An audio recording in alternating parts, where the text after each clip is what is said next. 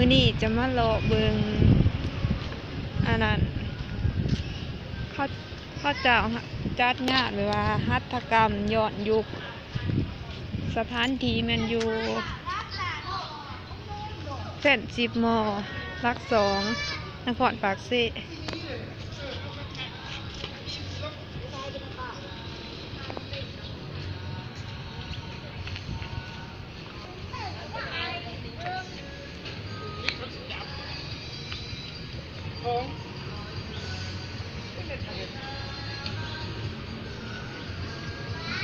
เขาเจ้าจัดงานหลายนะ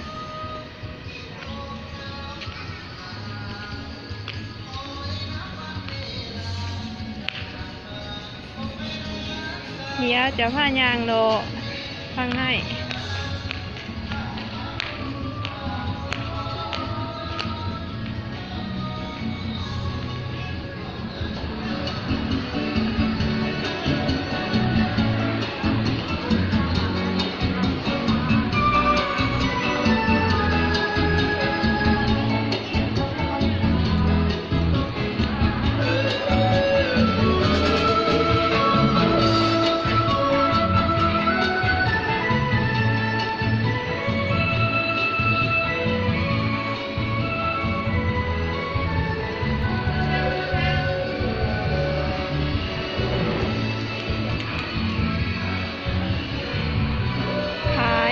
หมากอื้อ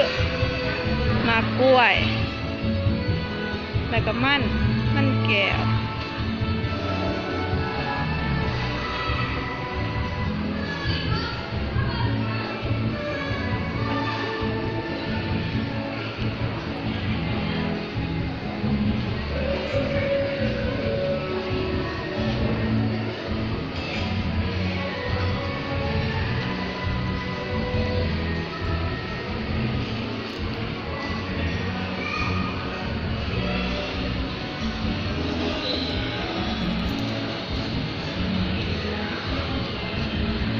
อันนี้ฮะขายกระเป๋ายางมัดผม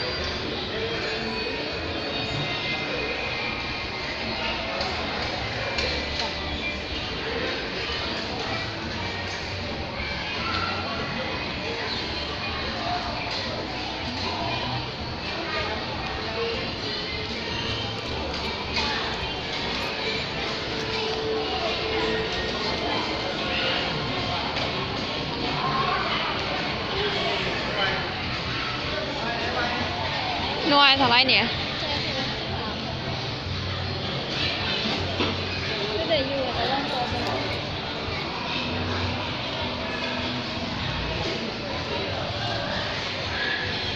ตัวนี้เดี๋ยวอ๋อเรียกน้อง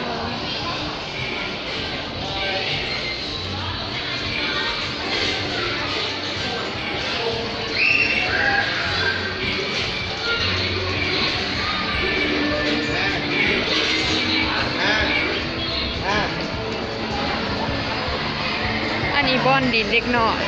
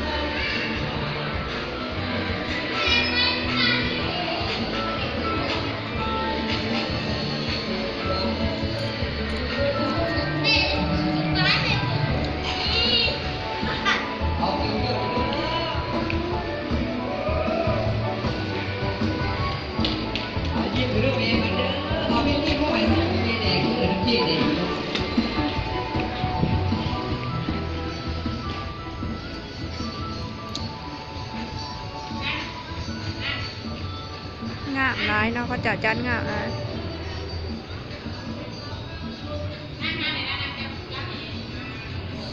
สบาย